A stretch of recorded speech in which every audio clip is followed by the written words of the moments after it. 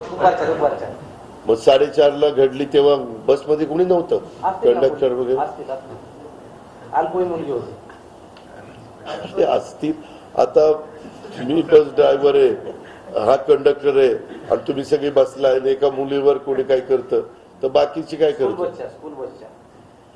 हे जरा ही बाब एक थांब रे बाबा, ही बाब अतिशय गंभीर आहे. त्याच्याबद्दलची चौकशी प्रेस संपल्या मी करीन आणि जे काही पुढची कडक ऍक्शन असेल ती मी करायला सांगेन.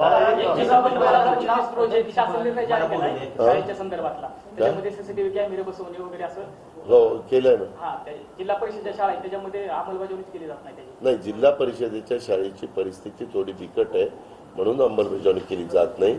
मी त्याच्यामध्ये असं सांगितलेलं आहे की डीपीसी मधनं टप्प्याटप्प्याने त्याच्यामध्ये जिथं मुलींची संख्या जास्त आहे, जिथं गरजेचं प्राधान्य, आता एवढ्या आपल्या 13 तालुक्यामध्ये शाळा आहे, कुठं प्राधान्य आहे, कुठं थोडंसं संपर्क लवकर साध